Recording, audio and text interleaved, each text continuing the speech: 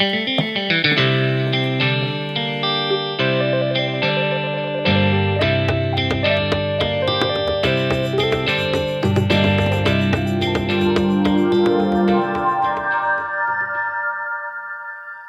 everyone, and welcome to the Honor the Feminine podcast. I'm your host, Shannon Ledford. Ava and I had such a beautiful response to our first bonus episode around boundaries that we're here for an encore presentation. And today we're going to step into showing up and what that ebb and flow is between the internal and the external. So Ava, welcome. Hi. Fun to be here again. Oh, feels so good. So do you want to speak to how your ebb and flow between the internal and the external shows up for you? Yeah. And it feels really like potent right now for where I'm at, which is really cool. But I would say traditionally, I'm pretty internal. And just if we're speaking a little bit in terms of introvert versus extrovert, I totally identify as an introvert, but I was just thinking of it the other day. I have this introverted friend who is like, what? No, you're totally an extrovert. But he's just saying that in reference to the way that I can be outward, which I always find fascinating because I consider myself so inward, especially when I think about our opposition and polarization. With you being much more outward than I am. But so it really felt like this calendar year was a time for me to step more outward, to feel into having a wider, more diverse group, if you will, and seeing how that could, what that could feel like and look like, because I tend to, when I'm connecting with people, I maybe have like a smaller amount, but I go really deep, really fast. And I always really love that. I think that's amazing, but it's been a little bit of a, I guess, challenge, but fun challenge for me to give myself this year to see what it would look like. You know, for instance, we went to this awesome retreat with a ton of women in February, and what it would look like to connect with more, but maybe not going quite as deep. And I actually found that I could connect with a number of them and still take it to a nice depth, which felt really good. So it was really fun to play with that. And then this summer, I went really internal again. And now that we're actually slowly moving into fall, which is interesting, when you sort of naturally flow more internally, I feel like I'm opening up more and coming out more. So it feels it's just an interesting dynamic, the way in which we flow and ebb out of this internal external vibe. Yeah, I guess. And so I really live on the opposite end, and I identify as an extrovert. And I want to speak a little bit into that because of just the way extrovert and introvert is used. What it more means is not so much that someone's outward or inward necessarily, as much as how you get filled up. Yeah. Right? So I tend to get filled up being with people. And that's what makes me an extrovert and identify in that way. Mm-hmm. And then an introvert like you fuels up more being alone. Right. And I guess the only thing that I want to say that too is that I get super filled up and nourished, and excited by being with people. I love it. So I think sometimes there can be this misconception that introverts don't like people, and I fucking love people. I love connection. It's so good. But once that connection is complete, then I have to retreat. I need time to plug myself back in, and sometimes it can take a lot of time, depending on what the interactions have been. So yeah, and that's not to say that I don't need time by myself, right? Because I do. In particular, since becoming a mama 4 years ago, that there's a lot of times then when I'm with my daughter, and so then I do require some more downtime for myself.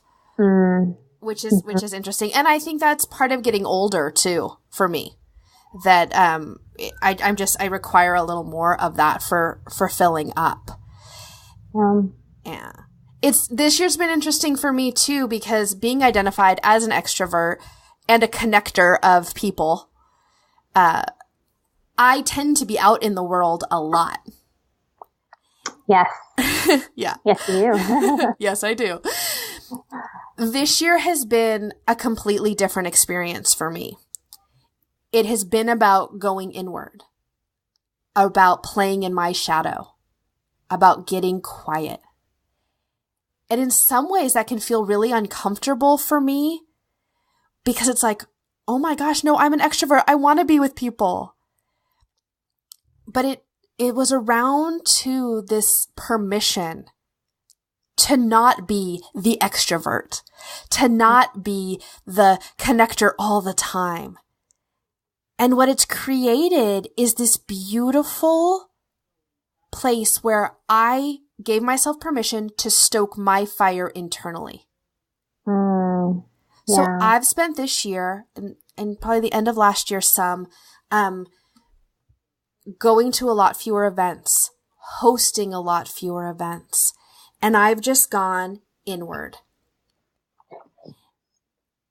And it's not about a disconnection from people. It's more about really tending to that internal fire. And I am feeling really ready now to radiate that light out. Yeah, it does set up the framework for that so beautifully, like when we really spend the time internally. And I think that also speaks really well to the program that we're doing, because again, like there's so many of us that are, and this is a little bit off sidetrack, but so many of us are like looking outward for all of these things that we desire in our life, when really we have to go inward into the shadow, as you said, to really discover those gems so that we can begin to radiate out. Because we have to come into alignment before we can really be that radiation, if you will. I think also part of my ebb and flow and being the extrovert and working quickly is that when I go internal, I tend to integrate quickly. That's part of who I am. So I go into the shadow. I have things come up. Identification very often of old stories that are no longer serving me. I'm able then to create some shifts and integrate and implement those pretty quickly, because that's who I am. Yeah. And actually that's an interesting thing too, because I would say another of the ways that we are opposite in that is that you process and digest stuff much quicker than I would say I do. I need to chew on it for a little bit longer. So just fascinating, all of that. And then there's also, if we can like swing around a bit, is making me think of something I read in Eden Energy Medicine book. And then also the way in which we worked at this retreat that I spoke about in February, how, so if you'll notice, like the way that Shannon and I interact, if you've ever been around us, again, like I tend to be just a little bit more quiet. She's a little bit louder. She's more outward. I'm a little more inward sometimes, most of the time. Or at least that's where we more naturally are. We're definitely balancing that out. But, so if we're in conversation with people, Shannon generally will jump in real quick. And I tend to be the one to like wait for the pause. And what was fascinating about retreat in February is that Shannon started pausing, and she noticed that if she paused, that I would get talky. And so that was just really fun to play with, I think, for her. And I don't even think I noticed it. I was just like, what I noticed is that I was talking so much more. And I was like, oh, okay, this is cool. I think that also speaks to we'll be offering 11 Days of Devotion to Divine Union as a free video series coming up. And we were just with the fabulous Kitty Cavalier who joined us for that. And Kitty had us go through an exercise where you really slowed down. Yes, those are sexy. It was really sexy. But it also got me thinking about that. Mm-hmm. And so while you may look for ways to use your voice more and speak out more, I actually tend to work on being quieter and listening more. Mm-hmm. Yeah, and that's what I was going to say around the Energy Eated Medicine book is I was reading a little bit more about the throat chakra. And so that's, where we process all of the information from our other chakras, and it's how we express it, which isn't always through our voice, actually. We have many different ways of expression. But there's two sides to the throat. I'm not going to get all of this correctly, but basically, if you're overactivated, then you tend to be more, speak more, be more outward and not really be in the pause. And then on the other side, I guess if it's more passive or whatever, or if that one's more activated, if you will, then you tend to pause too long.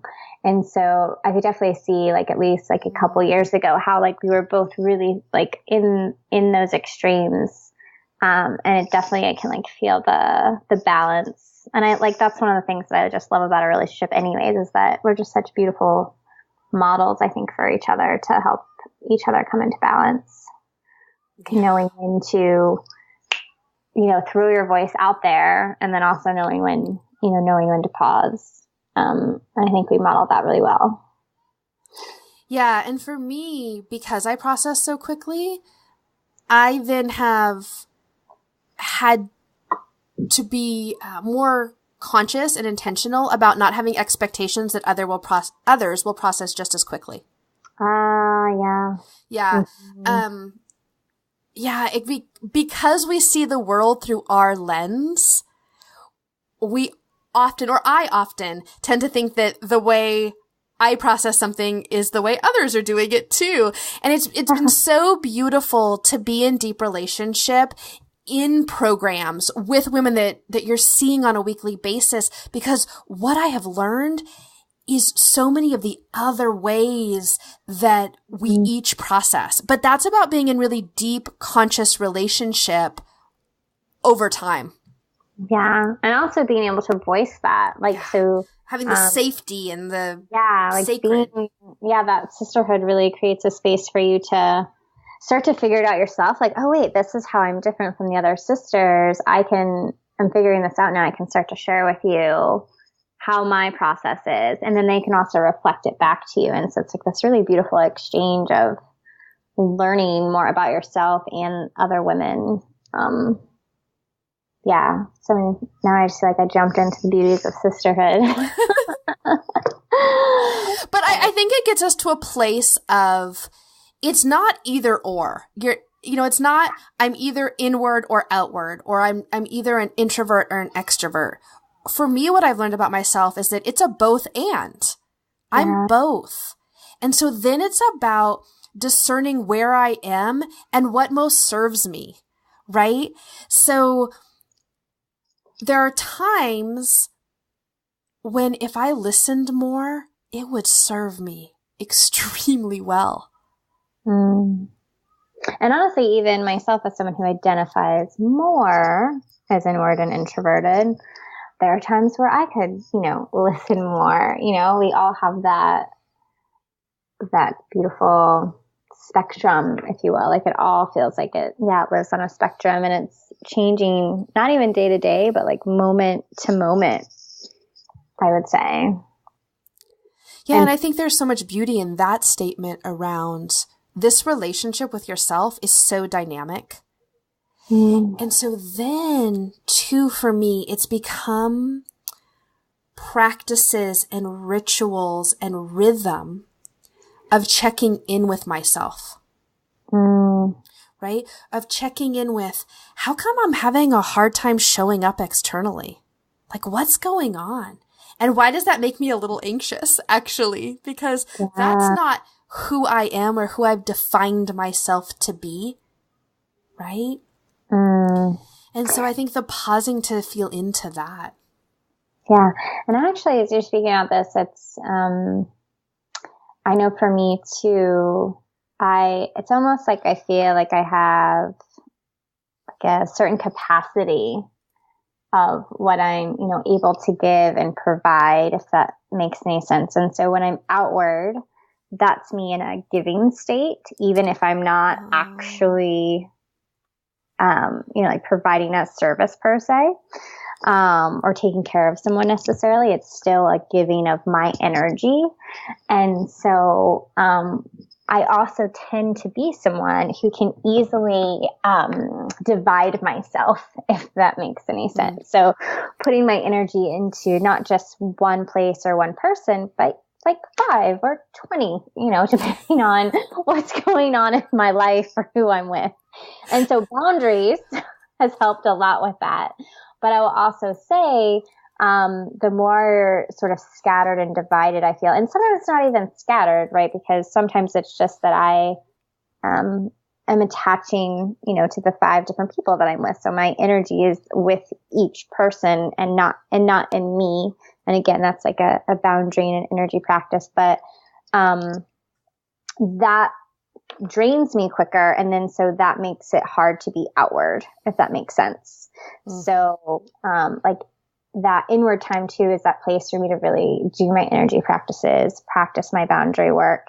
And it was interesting. I was talking to a sister the other day, and we were, and this is a little sidetrack, but we were talking about how not only do we have to work on our boundaries in our physical form in our everyday life, but we have to work on our boundaries in energy space too, because they're 2 different places in some ways, but also like, if I'm just working on my personal boundaries and I'm not working on my energetic boundaries, like an energy space, when I'm outward and with people, then I'm going to deplete much quicker and not have enough to give, or won't be able to sustain being outward. I'll have to pull back in quicker.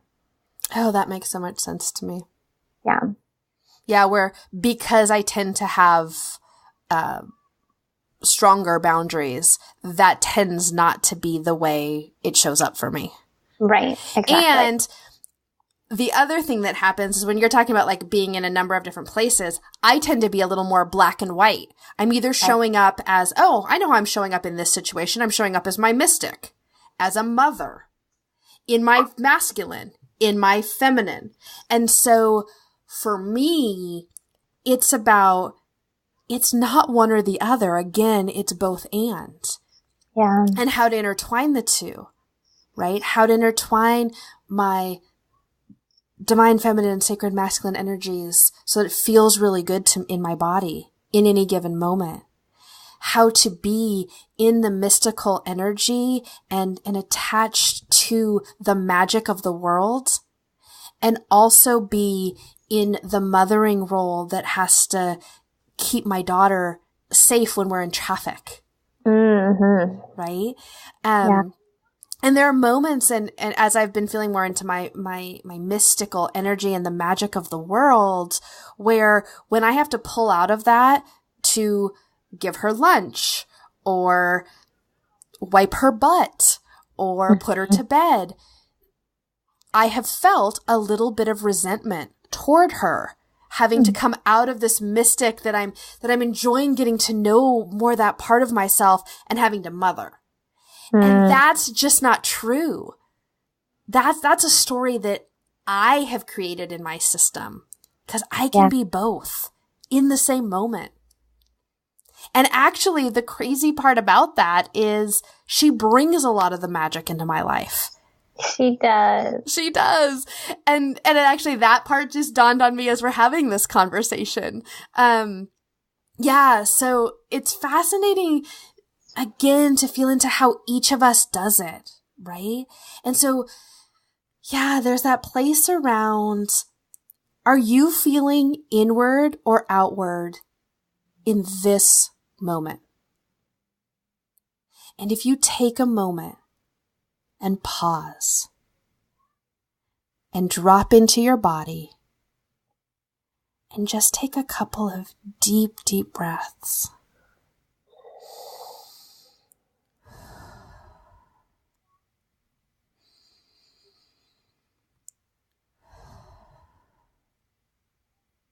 And now feel in. Are you feeling inward or outward in this moment? And then what's really serving you in this moment? Yeah. And so for me, the slow down to feel in, super important.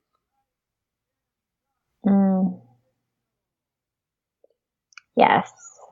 I'm trying to feel into, as you speak to that, what my access point is around that. And for me, I think it really is more of just really honoring when I need to be inward. And then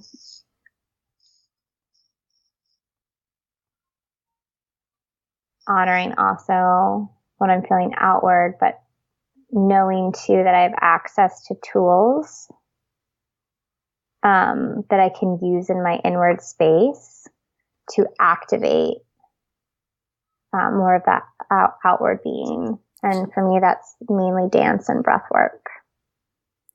Yeah. So my question for you is, when you feel like this desire to be outward, but you hold yourself back, how do you discern when that's fear? Oh, that's the question of my life.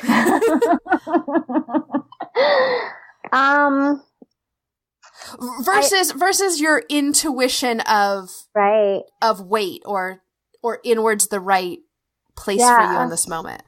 I do a couple of things, and one of them would be to reach out to a sister, or anyone in my life really, but generally it's a sister, because sisters that are in my life know my cycle so well, and they can oftentimes help me process through something, and to help me identify that, and them knowing my patternings, and also me just like sort of talking it through.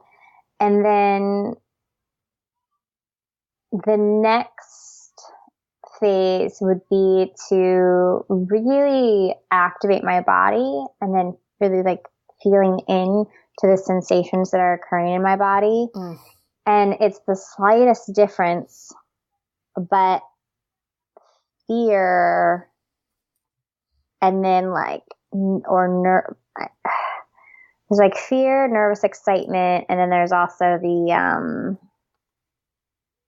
it's just like the slightest difference in your body, like the way that all of these different sensations feel. And then also, that other feeling of just like, no, you're meant to be inward right now, like that intuitive feeling. It's the slightest difference, but the more I think that I can tap into my body sensation, I can discern that difference. Yeah. And to me, that discernment, it's like a muscle. The more we use it, the stronger it gets. The easier it is to decipher between things that can feel really subtle at first. And so we're going to continue to talk into that and your body as a pendulum as we go forward with bonus episodes.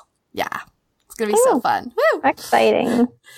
Well, thank you for today. That was really fun. Yeah. It's such a fun topic and a beautiful thing to just like explore in a playful way further. Yeah. Thank you. So Ava and I invite you to join us for a complimentary energy activation call where the three of us would spend 30 minutes just tapping in and activating. And you'd be able to share with us a place where maybe things feel a little stuck. And we can talk through some of that and offer some tools and a real activation. That's what's really going on, is a real activation. So if that intrigues you, you can go over to rememberingdivineunion.com and click on the scheduling button and pick a time to deepen in with us a little further. We would love to do that. We love connecting. So much. Love connecting. Yeah. Yes. All right. Thanks, love. Thank you.